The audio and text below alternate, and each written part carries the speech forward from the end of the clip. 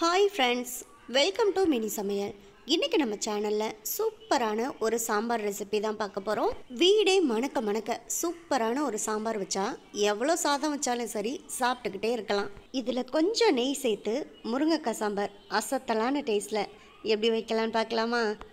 இந்த சாம்பார் செய்கிறதுக்கு முதல்ல நம்ம பருப்பை வேக வச்சு எடுத்துக்கணும். அதுக்காக ஒரு குக்கர் எடுத்துக்கோங்க. அதில் 200 கிராம் அளவுக்கு பருப்பை 10 நிமிஷம் நல்லா தண்ணியில் ஊற வச்சுட்டு 2 முறை வாஷ் பண்ணிவிட்டு இந்த குக்கரில் சேர்த்துக்கிட்டேன். இது கூட ஒரு 7-8 பல் பூண்டு சேர்த்துக்கங்க. 1/4 ஸ்பூன் அளவுக்கு மஞ்சத்தூள் சேர்த்துக்கங்க. இப்போ பருப்பை வேக வைக்கிறதுக்கு தேவையான அளவு தண்ணி சேர்த்துக்கலாம். கொஞ்சமாக உப்பு தேவையான அளவு சேர்த்துக்கலாம். அவ்வளோதான், எல்லாத்தையும் சேர்த்து நல்லா ஒரு முறை கலந்து விட்டுட்டு குக்கரை மூடி வச்சு விசில் போட்டு குக்கரை ஸ்டவ்வில் எடுத்து வச்சு 4 விசில் விடட்டும். 4 விசில் விட்டு ப்ரெஷர்லாம் ரிலீஸ் ஆன பிறகு நம்ம ஓப்பன் பண்ணி பார்க்கலாம். அதுக்குள்ளே நமக்கு பருப்பு எல்லாமே நல்லா வெந்து வந்துடும். இப்போ பார்த்தீங்கன்னா நல்லா 4 விசில் விட்டு குக்கரில் பருப்பும் நல்லா குலைவாக வந்துருச்சு. இப்போ என்ன பண்ணணும்னா கரண்டி வச்சோம் இல்லை இந்த மாதிரி ஒரு மேஷர் வச்சோம் நல்லா பருப்பை இந்த மாதிரி மசிச்சு விட்டுக்கணும். அவ்வளோதான். இப்போ நம்ம பருப்பை நல்லா பர்ஃபெக்டாக ரெடி பண்ணியாச்சு. இப்பொழுதைக்கு இந்த பருப்பை அப்படியே தனியாக எடுத்து வச்சுக்கலாம். அடுத்ததாக நம்ம சாம்பார் எந்த பாத்திரத்தில் செய்ய போகிறோமோ அந்த பாத்திரத்தை ஸ்டவ்வில் எடுத்து வச்சு அதில் ஒரு 3லேருந்து 4 ஸ்பூன் அளவுக்கு எண்ணெய் சேர்த்துக்கலாம். எண்ணெய் சூடானதுமே 1/2 ஸ்பூன் அளவுக்கு சீரகம், 1/2 ஸ்பூன் அளவுக்கு கடுகு உளுந்தம் பருப்பு சேர்த்து பொரிய விட்டுக்குங்க. இதெல்லாம் நல்லா பொரிஞ்சு வந்தோன்னே ஒரு கொத்து கருவேப்பிலை, 100 கிராம் அளவுக்கு வெங்காயத்தை கட் பண்ணிவிட்டு சேர்த்துக்கங்க. சாம்பாருக்கு பெரிய வெங்காயமும் சேர்க்கலாம். ஆனால் பெரிய வெங்காயத்தை விட சின்ன வெங்காயம் சேர்க்கும்போது தான் டேஸ்ட்டு ரொம்ப நல்லாயிருக்கும். 2 பச்சை மிளகாயை நடுவில் கட் பண்ணிவிட்டு சேர்த்துக்கங்க. 2 காஞ்ச மிளகாயை அப்படியே காம்போட முழுசாக சேர்த்துக்கணும். இப்போ இந்த வெங்காயத்தை நல்லா ஒரு 2 நிமிஷத்துக்கிட்ட வதக்கி விட்டுக்கலாம். வெங்காயத்தை வதக்கிட்டு இருக்கும்போதே இடையில ஒரு 1/2 ஸ்பூனுக்கும் கொஞ்சம் குறைவாக பெருங்காயத்தூள் சேர்த்துக்கலாம். இப்போ இந்த பெருங்காயத்தூளையும் சேர்த்து நல்லா ஒரு முறை கலந்து விட்டுக்கலாம். அடுத்ததாக 2 மீடியம் சைஸ் தக்காளியை கட் பண்ணிவிட்டு சேர்த்துக்கங்க.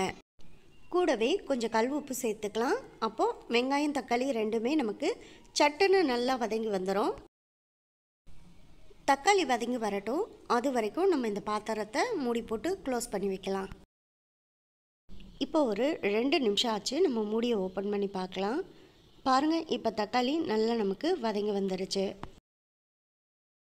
இப்போ இதில் சாம்பாருக்கு தேவையான மசாலா சேர்த்துக்கலாம். 1/2 ஸ்பூன் அளவுக்கு தனி மிளகாய் தூள், 2 ஸ்பூன் அளவுக்கு மல்லித்தூள் சேர்த்துக்கங்க. இப்போ இந்த மசாலாவெல்லாம் நல்லா ஒரு முறை வதக்கி விட்டுக்கலாம். மசாலாலாம் நல்லா வதங்கி வந்த பிறகு காயெல்லாம் சேர்த்துக்கலாம். 4 கத்திரிக்காய், 2 பெரிய சைஸ் முருங்கைக்காய், அப்புறமா ஒரு முள்ளங்கி, இது எல்லாத்தையும் நான் கட் பண்ணிவிட்டு சேர்த்துருக்கேன்.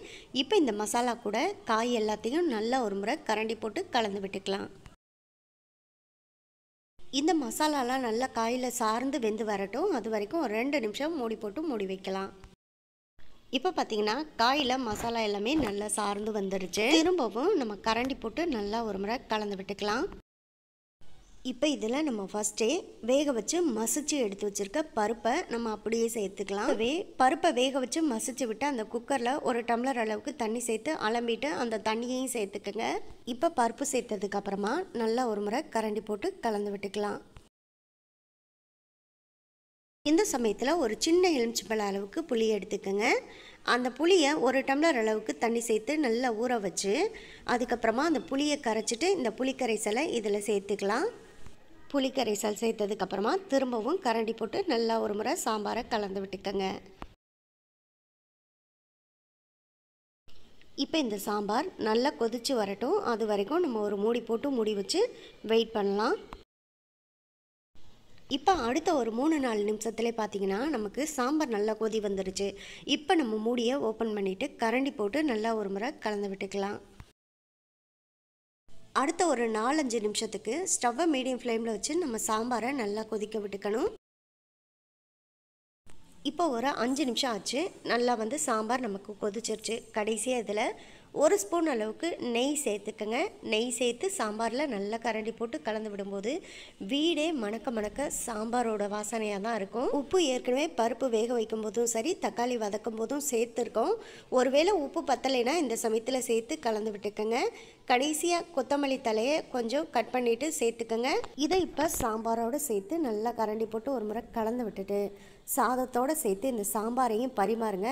எல்லாருமே சூப்பராக இருக்குன்னு சொல்லுவாங்க. இதே சாம்பாரை அடுத்து எப்போ செய்ய போகிறீங்கன்னு சொல்லி காத்துக்கிட்டு இருப்பாங்க. அந்த அளவுக்கு டேஸ்ட்டாக இருக்கும். கண்டிப்பாக நீங்களும் மிஸ் பண்ணாமல் இதே போல் ட்ரை பண்ணுங்கள். ட்ரை பண்ணி பார்த்துட்டு எப்படி வந்துச்சுங்கிறத கமெண்ட் பாக்ஸில் சொல்லுங்கள். இந்த வீடியோ உங்களுக்கு பிடிச்சிருந்தா இந்த வீடியோவை லைக் பண்ணி நம்ம சேனலை மறந்துடாமல் சப்ஸ்கிரைப் பண்ணிக்கோங்க. சப்ஸ்கிரைப் பண்ணும்போது பக்கத்தில் உள்ள பெல் ஐக்கானை கிளிக் பண்ணி வச்சுக்கோங்க. அப்போ தான் நான் போடக்கூடிய குக்கிங் வீடியோ எல்லாமே உடனுக்குடனே உங்களுக்கு வந்து சேரும். உங்கள் ஃப்ரெண்ட்ஸ் அண்ட் ரிலேட்டிவ்ஸ் எல்லாருக்கும் ஷேர் பண்ணுங்கள். இதே போல் அடுத்தடுத்து நல்ல நல்ல வீடியோவில் சந்திப்போம். ஓகே, பாய்.